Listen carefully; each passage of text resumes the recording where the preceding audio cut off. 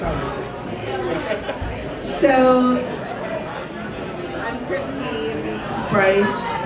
We're Ace's kids. We love the hell out of you guys. Every conversation. The most important thing to Ace, though, wasn't us. It was over at the table over there, who are Gio, Lucy, and Ian, who are Ace's grandchildren, and the enduring legacy that he'll,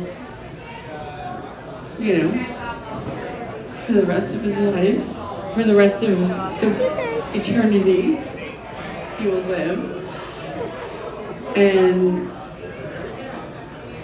I'm so grateful to my brother for bringing them into the world and for them for being here right now. So I wanted to say that first.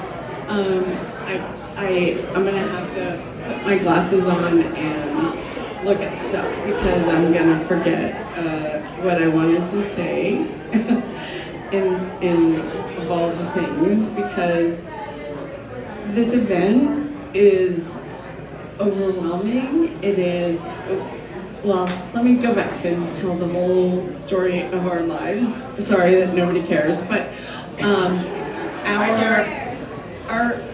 actually our mother moved here. Our parents have been divorced for years and years and years, and Bryce moved here with our mother in 1989.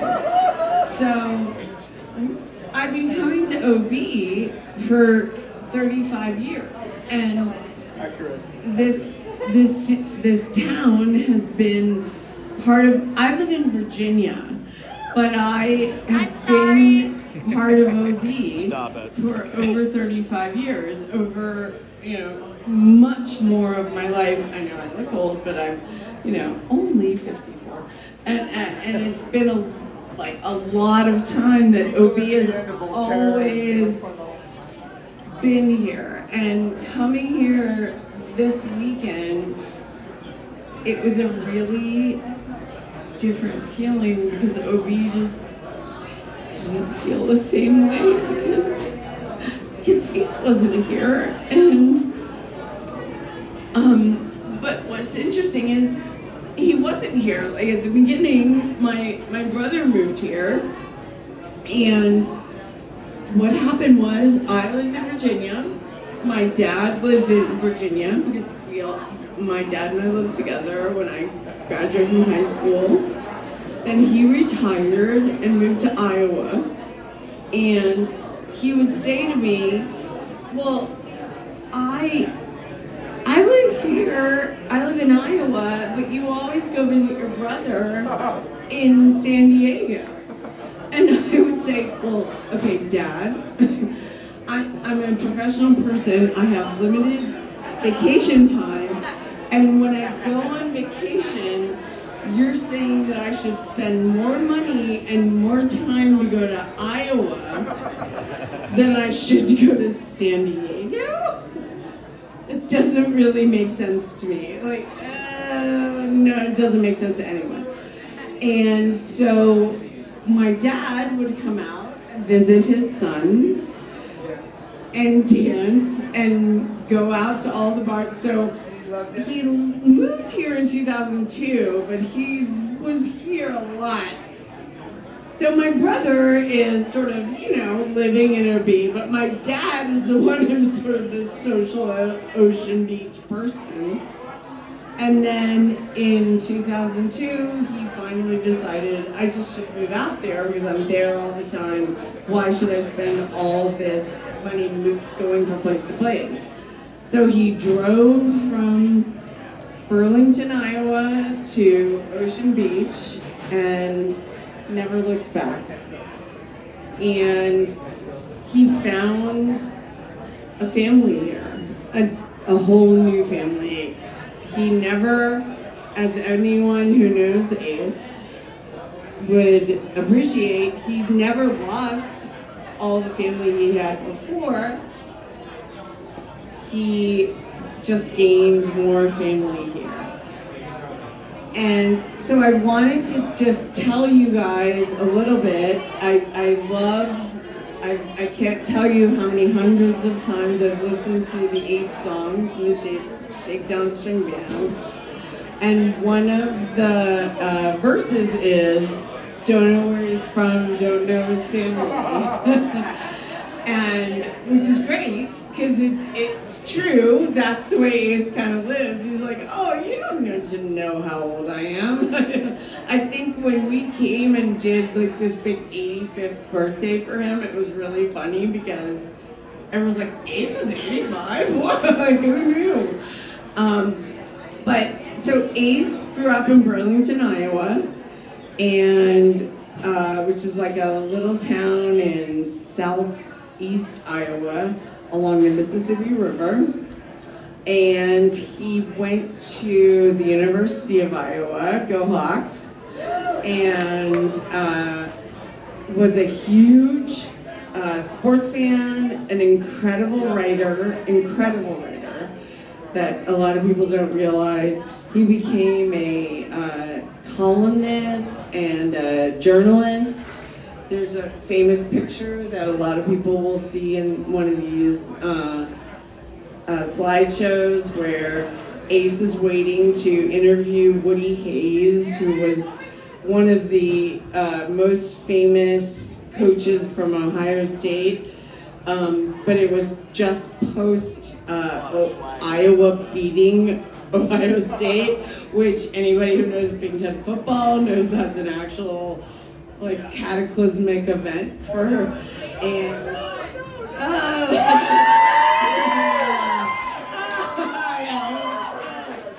we're not gonna look into that.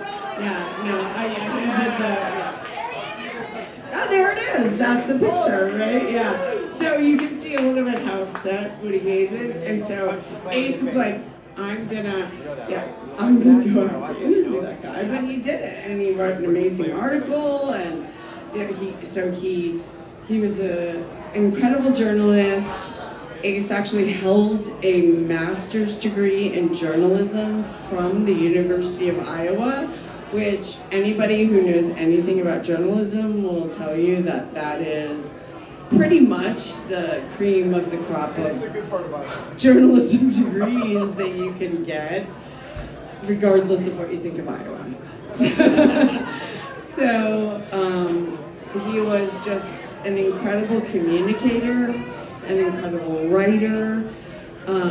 He worked for the University of Iowa for years and then went to New York to be a journalist and work for Time Life. And he actually sold insurance at some point. Oh, but between that, he actually served the country, our country, as an Army intelligence specialist. Which you never really got the full story on, which, as everyone who's met Ace knows, you never get the full story. You might get some parts of the story that are a little bit embellished, some parts of the story that are downplayed. But anyway, so Look at your 80s hair!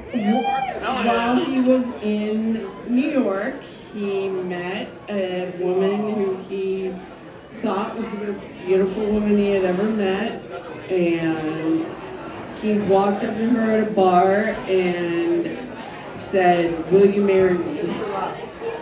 And the bar was Mr. Laughs. I didn't even know that, but Bryce, my brother, just told me that. So he walked up to her and said, "Will you marry me?" And probably maybe like less than a year, probably about a year later, they were married in August 1967. There's a lot of pictures up here from that wedding. The wedding and the marriage didn't last that long, but produced, what I think are, the most three beautiful things that could have ever happened in the universe, which are my nieces and nephew, because it produced me and my brother, obviously, but that's not the most important thing. They are. And so, he then went on and worked. So he, from New York, he took a job. That's fucking awesome. I haven't seen all this. This is all our cousin John Pemble couldn't be here because of a blizzard in Iowa, shocker, which is almost appropriate.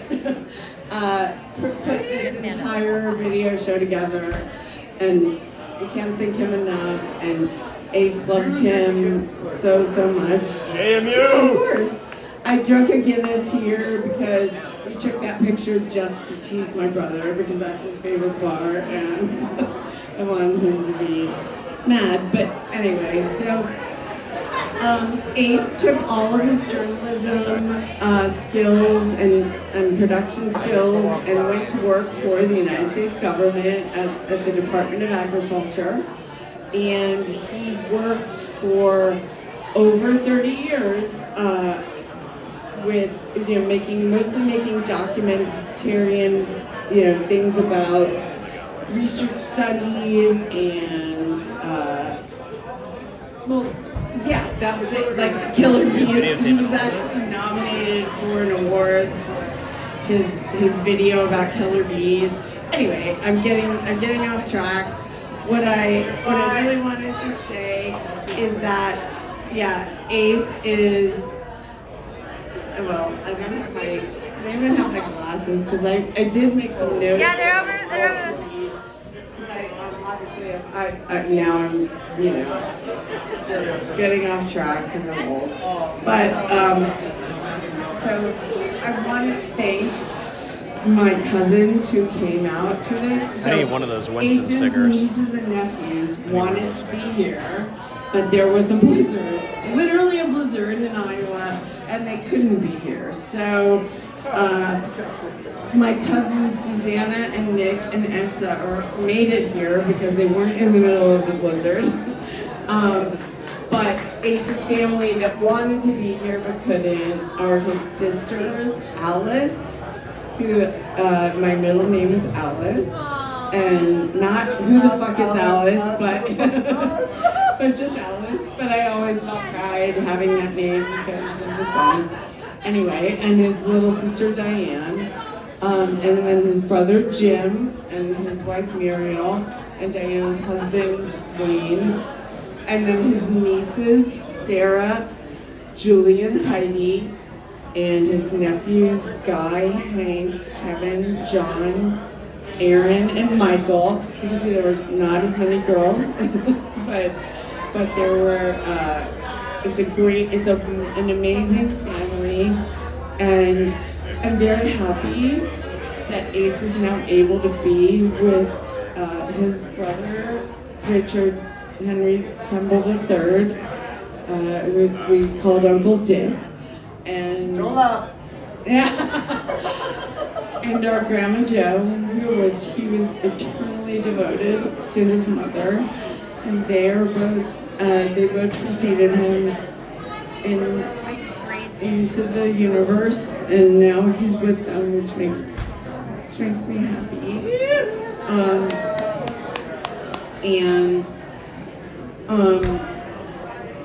You can see probably from a lot of the group how we wound up with some gingers.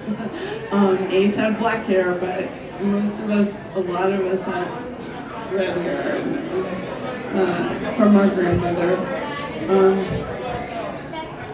Ace had a huge family, not just his nieces and nephews and us, but when he came to OB in the last 20 years of his life, it was like he just gained this whole new family.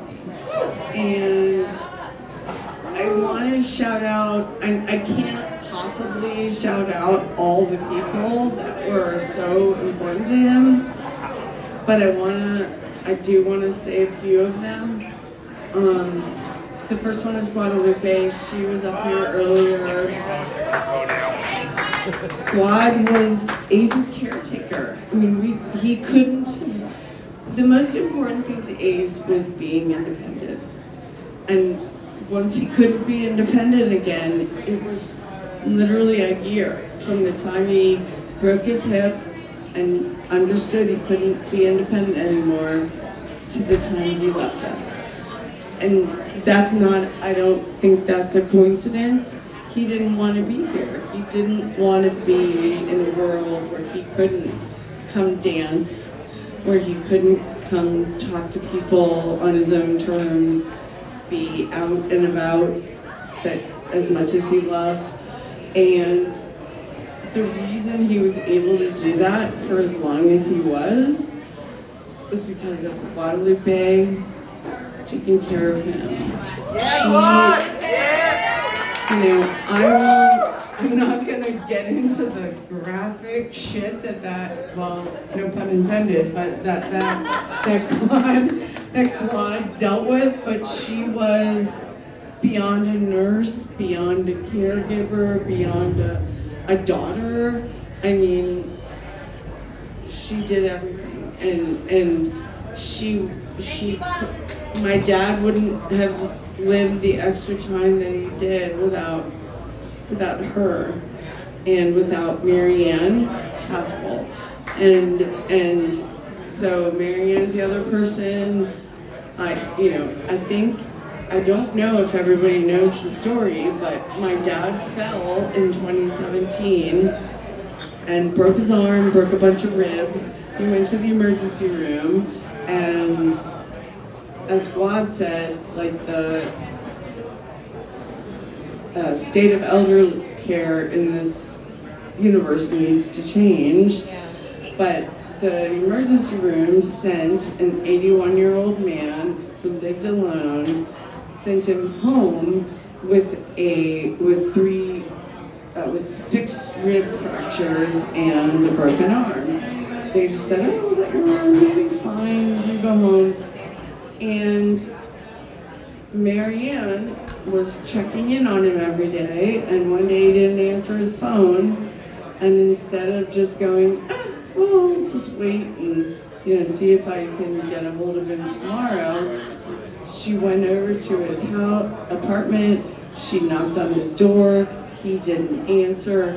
She pulled the screen off the window, opened it, broke in, and my dad had a pneumothorax from a broken rib, which the emergency room should have definitely kept him, but they didn't. And she called 911 and saved his life, and he got to live another 5 years, and just because of Marianne. He would have been gone that night, except for her. So she's a superhero in our family, and we love her so much. And she just was always there, always caring for him. Ted and Heidi, that were his next door neighbors, and came, at the 4 a.m. emergency call that Ace would do. Mike McAfee, who, once when Ace took that fall, we got his apartment. We wanted to get his apartment changed over so that he didn't have rugs, carpet in his apartment, so it would be safer. And I'm not gonna tell him about the porn we found in Mike McAfee. I don't want to talk about that. My nieces and nephew are here.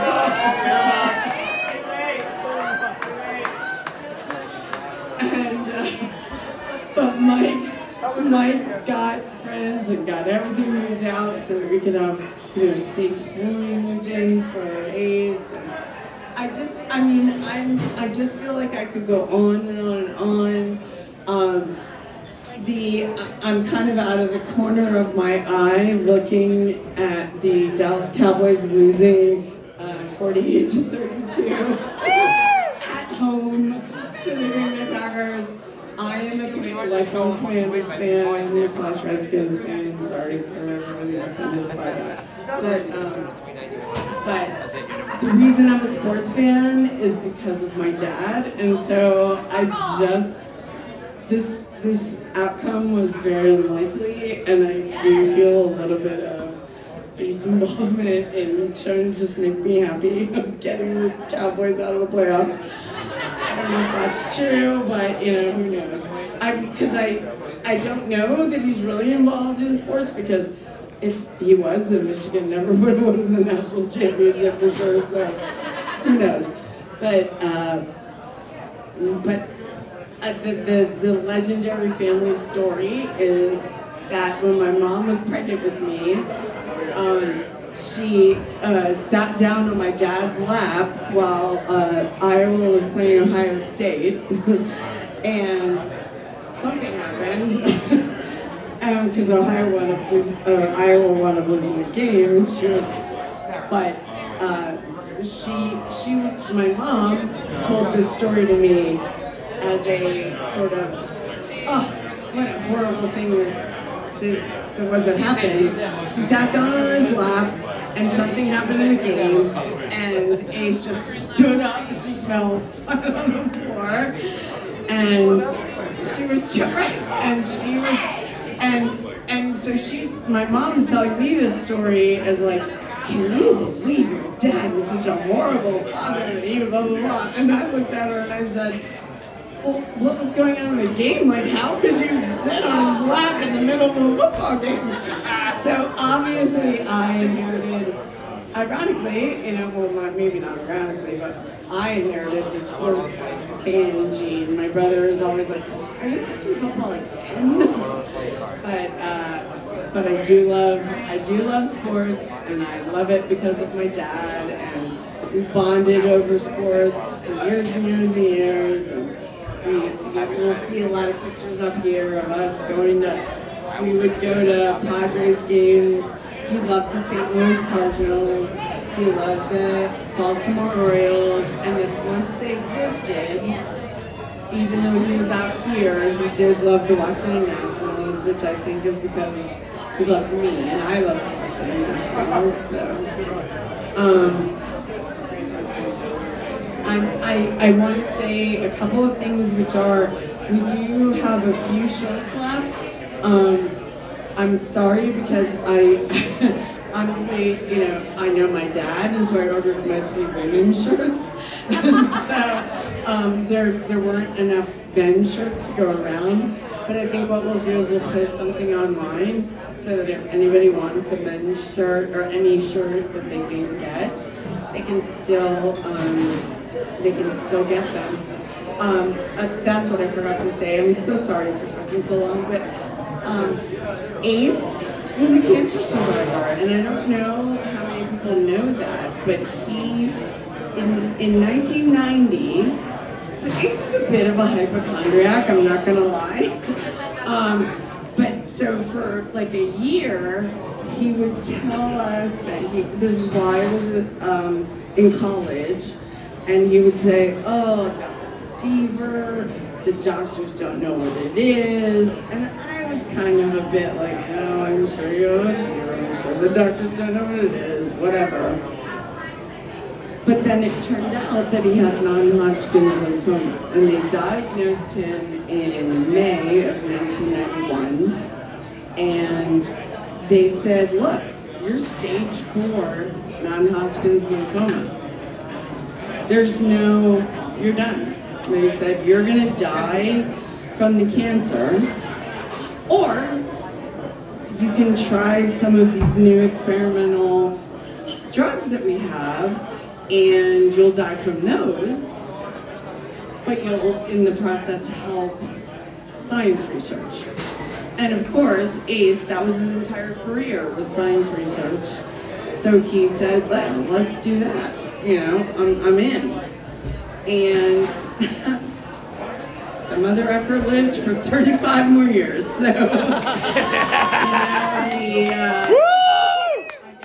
his dedication, he lived. The moral of the story is do drugs, right? Bryce said, what I should point out is that he lived for 5 years, and then he had a reoccurrence of the cancer, and they said, oh, sorry, we told you, but, you want some more of those drugs? And he said, yeah, bring it on.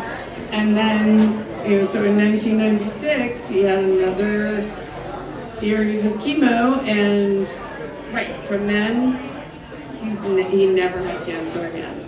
So the guy was a fighter, and he also is actually responsible for so many people who are now alive who had blood-related cancer, since he did all of that testing on cancer drugs that saved his life. They saved millions and millions of other lives after that. And so I appreciate everyone who has got a t-shirt today and given to the Leukemia and Lymphoma Society. I actually ran a marathon one year ran is a very, I'm just using that as a loose term, but I finished a marathon to raise money for the Leukemia and Lymphoma Society. And so Ace would be very proud to know that this is an ongoing tradition for him. So I think that's everything that my brother and I wanted to say.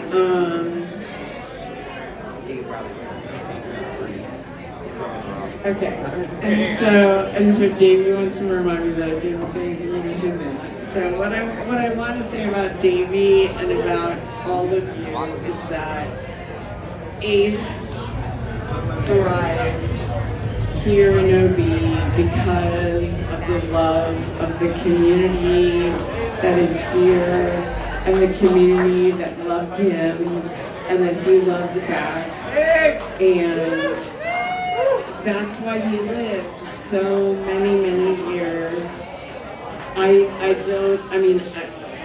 believe that cancer might have tried to come back, but it couldn't find him in OB because of the love that surrounded him, and that he felt and gave back to this community. I can't thank. There's no words. As a family, we are so eternally grateful for everything that you guys have given to our dad. You took care of him for 20 years, and those were unmistakably the best 20 years of his life. And I'm so honored and proud that you're here today and that you guys are here honoring your dad.